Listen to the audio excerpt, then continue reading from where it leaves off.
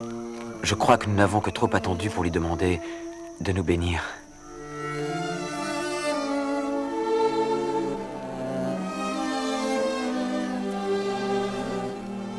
Il sait, puisqu'il sait tout, qu'en France, nous ne pouvions ni cesser de nous aimer, ni nous unir devant les hommes. Mais ici, dans cet heureux désert où nous ne dépendons que de nous-mêmes, je crois qu'il ne faut pas attendre plus longtemps pour nous unir vraiment devant lui.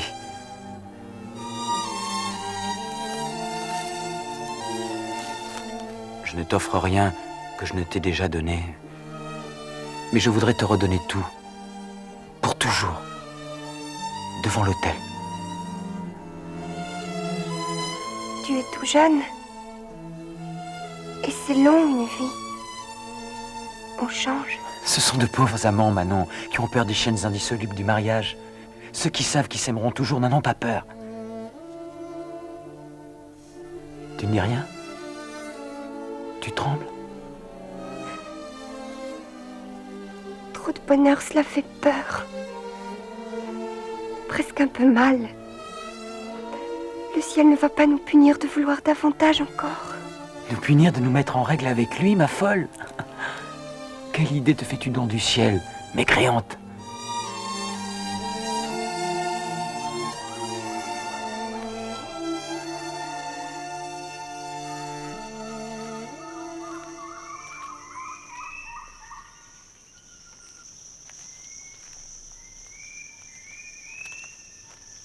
J'ai pensé, monsieur, que je vous devais cet aveu.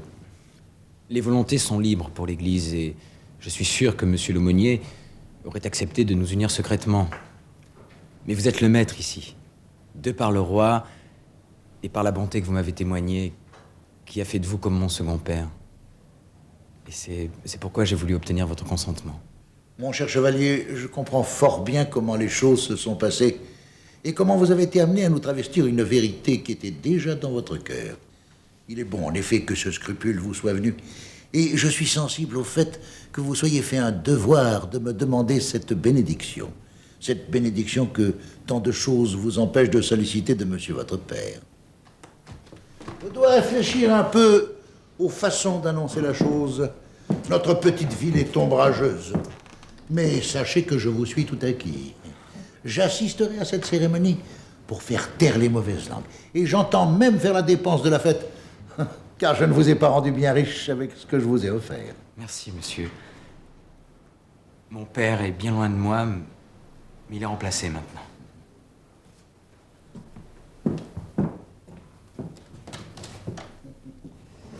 Charmant garçon, un peu léger peut-être, mais qui n'est pas léger à part toi. Mais qu'as-tu, mon garçon? Je voudrais vous parler, mon oncle. Moi aussi, j'ai un aveu à vous faire. Il veut même, m'a-t-il dit, faire les frais de la fête. Tout est trop beau. Ça ne se passera pas comme ça. Je sais, moi. Je sais que je ne serai jamais ta femme. Mais qui pourrait l'empêcher, maintenant que je lui ai tout dit?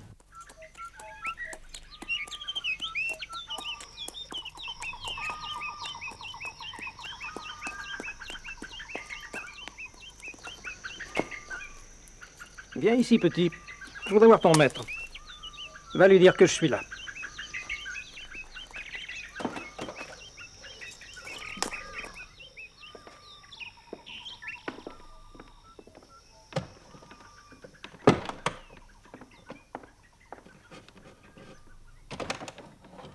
C'est monsieur l'aumônier, monsieur, qui vient vous voir. Tu vois?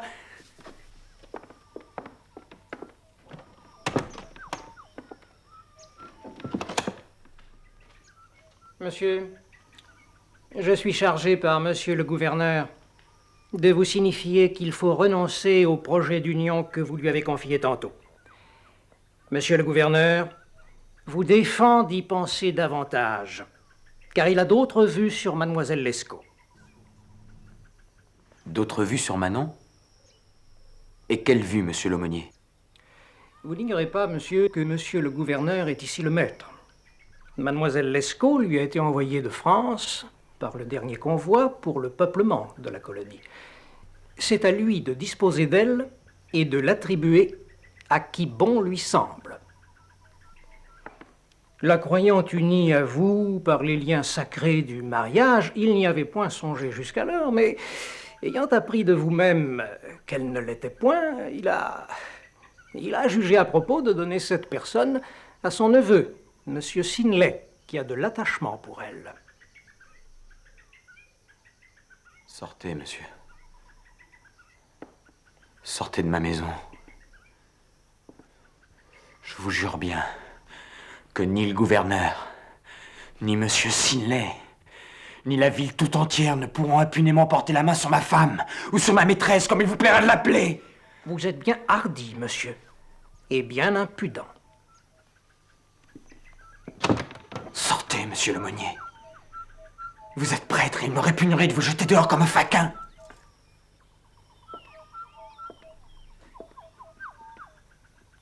Le ciel vous entend, monsieur, et il me vengera.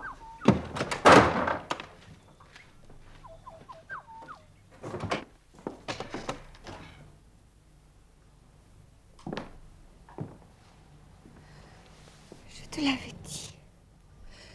Je te l'avais dit. Le ciel ne le veut pas. Non, non, ce sont les hommes. Ils me regardent tous, tout le temps. Je le connais, le regard des hommes. Le neveu n'osait pas parce qu'il le croyait marié. Et puis, il a parlé à son oncle dès que tu es parti. Je le tuerai. Ils vont me prendre. Ils vont me prendre à toi. Garde-moi. Garde-moi. Ils étaient les plus forts. Nous étions dans de Nouvelle-Orléans comme au milieu de la mer, séparés du monde par des espaces immenses. Et le gouverneur, représentant du roi, pouvait tout. Je vais aller trouver le gouverneur. Ce n'est pas un homme mauvais. Il ne peut pas avoir oublié mon affection et mon estime pour lui. Peut-être m'écoutera-t-il. Non, n'y va pas. Tu es violente, il ne saura pas te dominer. Tu vas les insulter, ils vont t'enfermer, te tuer. Ils peuvent tout. Je veux ajouter, monsieur, que ces soumissions me feraient mourir de honte. Si je les avais faites pour toute autre cause. Je vous supplie, monsieur. Cet amour qui a subi tant d'épreuves est sûrement béni du ciel. Le ciel ne peut vouloir séparer ce qu'il a secrètement uni contre la volonté des hommes. Relevez-vous, monsieur. Vos supplications sont vaines. Il est de mes attributions de disposer pleinement des femmes qu'on m'envoie pour le repeuplement de cette colonie. Moi seul peux décider des mariages ici. Et j'ai donné ma parole à mon neveu. Je comprendrais votre indignation si, par un acte d'arbitraire, j'avais fait un choix indigne. Notre famille est ancienne, quoique moins illustrée que la vôtre. Et je ne pense pas que le neveu du gouverneur de Sa Majesté pour cette partie de l'Amérique soit un choix indigne de mademoiselle Lescaut. Vous êtes amoureux d'elle, monsieur, mais mon neveu l'est aussi.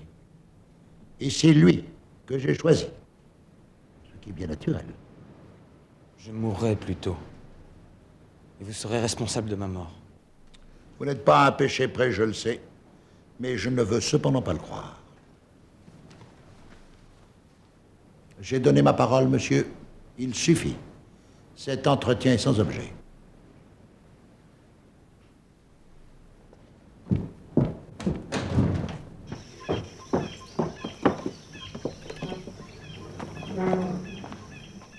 Ne me cherchiez-vous pas, monsieur. Je sais que mon désir vous offense. Et j'ai bien prévu qu'il faudrait se couper la gorge avec vous. J'ai là 2 chevaux. Allons un peu loin de la ville, voir celui qui sera le plus heureux. Vous avez raison, monsieur. Il n'y a que ma mort ou la vôtre qui puisse nous mettre d'accord.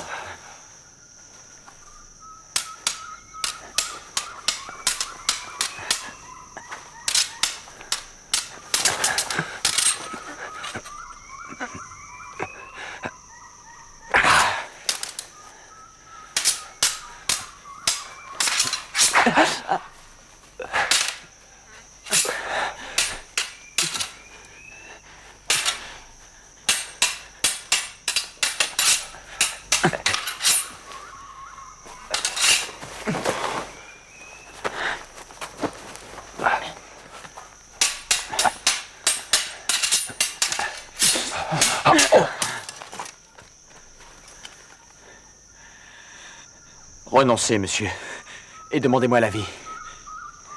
Non.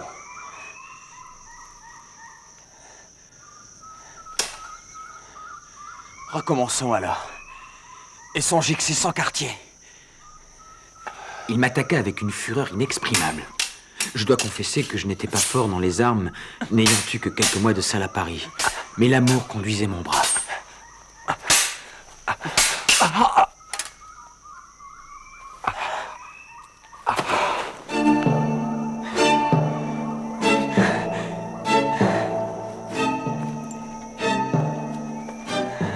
Malgré la joie que donne la victoire après un combat mortel, je réfléchis aussitôt sur les conséquences de cette mort. Il n'y avait pour moi ni grâce, ni délai de supplice à espérer. Connaissant la passion du gouverneur pour son neveu, j'étais certain que ma mort ne serait pas différée d'1 heure après la connaissance de la sienne.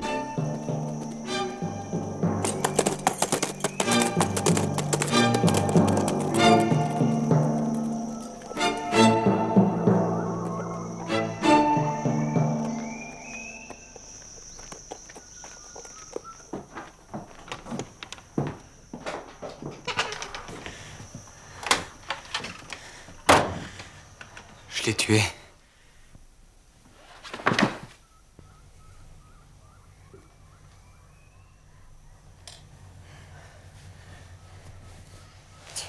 Tu es blessé? Ce n'est rien. Il faut que je fuis. Je ne veux pas me laisser prendre. Les bêtes sauvages du désert me font moins peur qu'eux.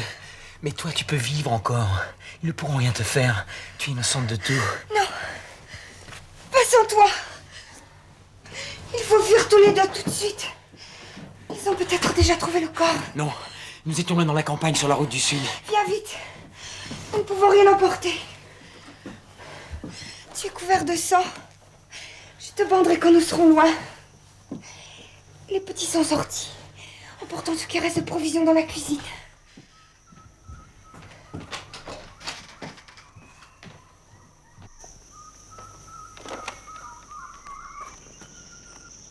Mario, nous allons faire notre promenade du soir. Vous préparez tout pour 8 heures.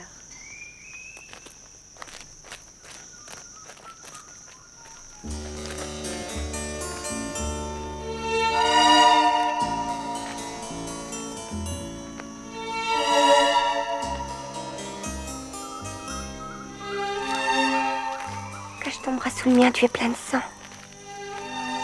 Nous allons prendre la route du nord, par le raccourci derrière la chapelle. Elle se perd tout de suite dans le désert et nous ne chercherons pas par là. Souris à la femme du juge, mon chéri, c'est la dernière fois. Ne serre pas trop mon bras, tu me fais mal. Je vais te soigner, mon chéri. Dès que nous aurons atteint le désert, nous irons vers les hommes sauvages. C'est eux qui nous protégeront. Ils ne tuent pas ceux qui se livrent à eux sans armes.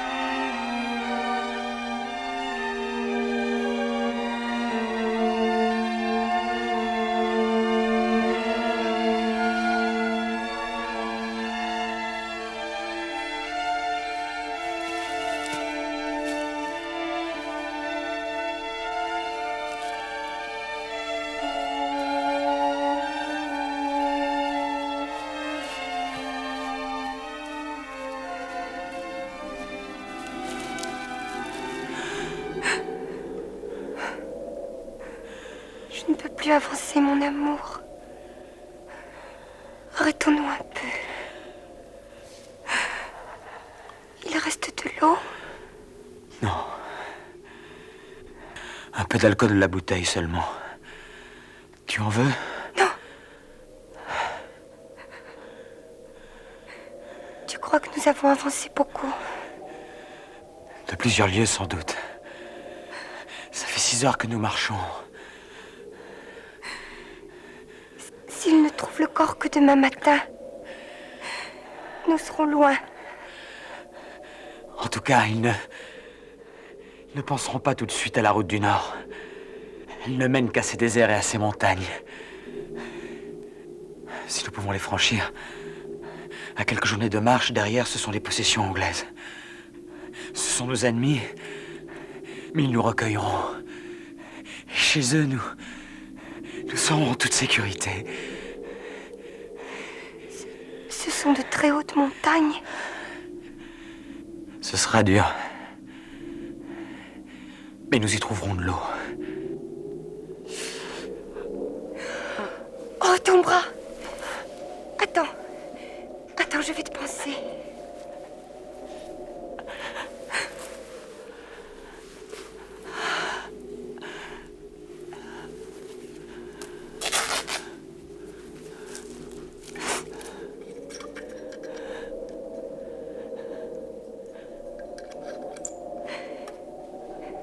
Tu vois, tu as tout de même une femme qui peut être utile quelquefois, mon amour.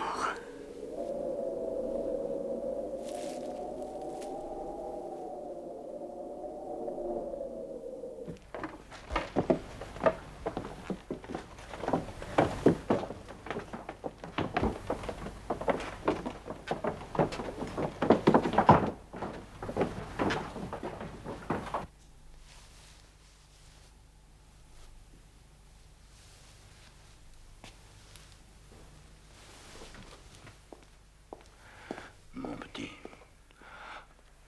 ne parle pas. Tout à l'heure, on rattrapera ce misérable et il sera châtié. Non.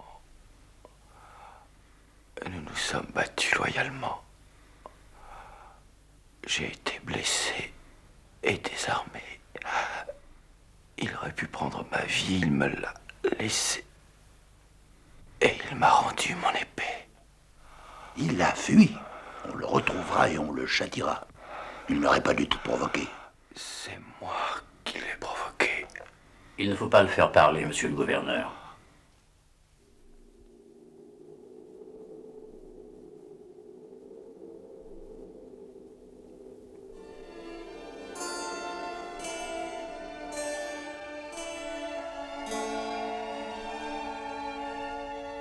Voilà les étoiles. On va être moins seuls.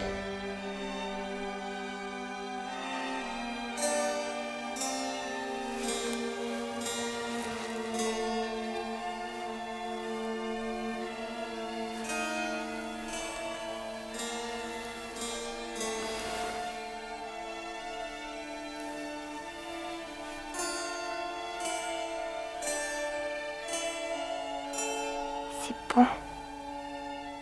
Elle sent toi. J'aurais été une bonne femme, tu sais, qui aide son homme, qui ne pense qu'à lui. Tu es la meilleure des femmes, Manon. Dors pour pouvoir marcher demain. Oui. De l'autre côté des montagnes, là où on a le droit de s'aimer. Oui. Dors, mon petit, pour être forte demain. Je suis forte. C'était tout simple. Dors. Tu leur as préparé leur lit? Oui.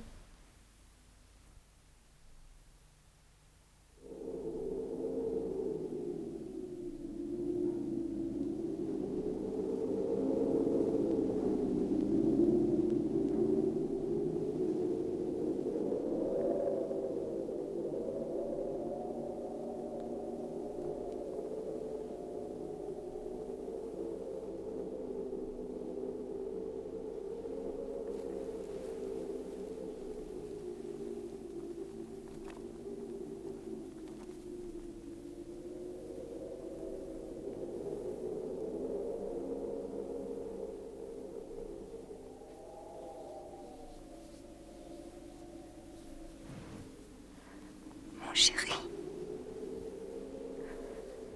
Je crois que je suis en train de mourir.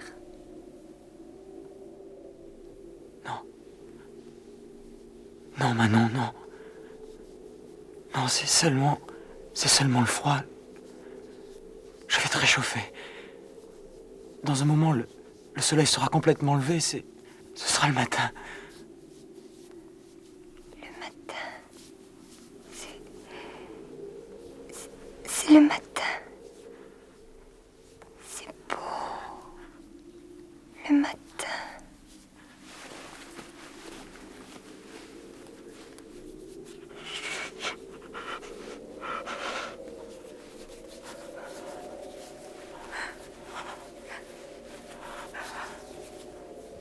Non. Non. Non. Non. Au secours. Au secours. Au secours.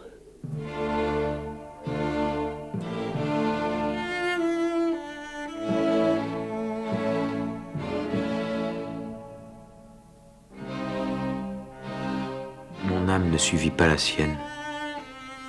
Je demeurai de longues heures, la bouche attachée sur le visage et les mains de Manon. Mon dessein était d'y attendre la mort. Mais je fis réflexion vers la fin du jour que son corps serait exposé après son trépas à devenir la proie des bêtes sauvages. Je formai la résolution de l'ensevelir et d'attendre la mort auprès d'elle.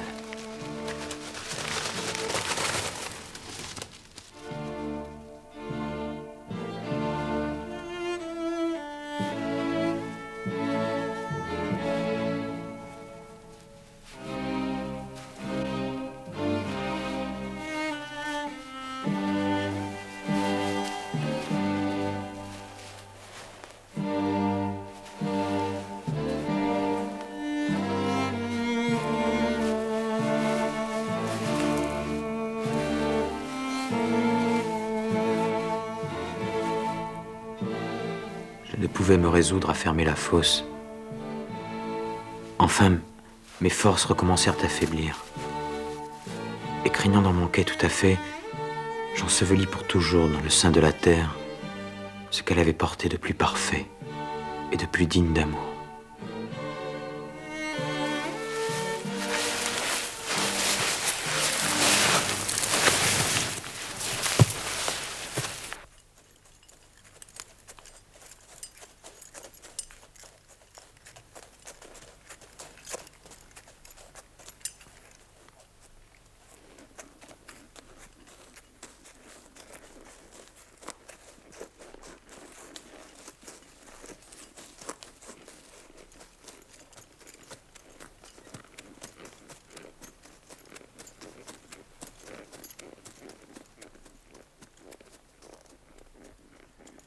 Et là, dans un transport de rage et de jalousie, vous vous êtes défait d'elle.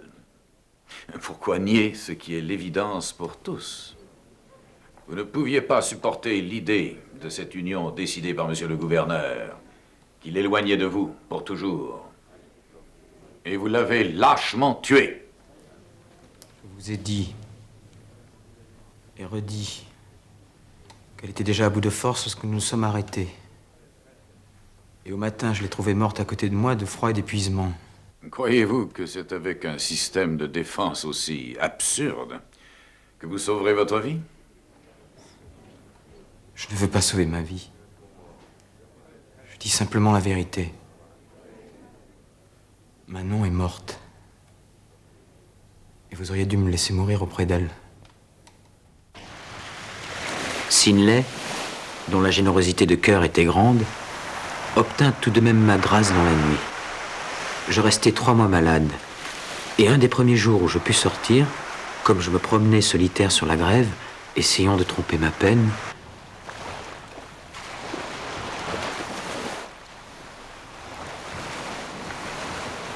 Négrieux!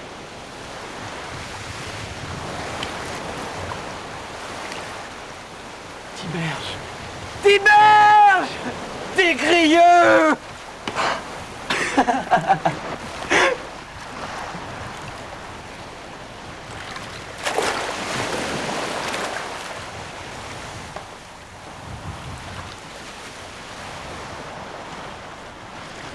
Mon cher Desgrieux, ma brebis égarée qu'il a fallu vous chercher loin. Vous pouvez la ramener au troupeau, Tiberge, maintenant, sans avoir jamais plus la crainte de la reperdre. Manon est morte. Mon pauvre ami.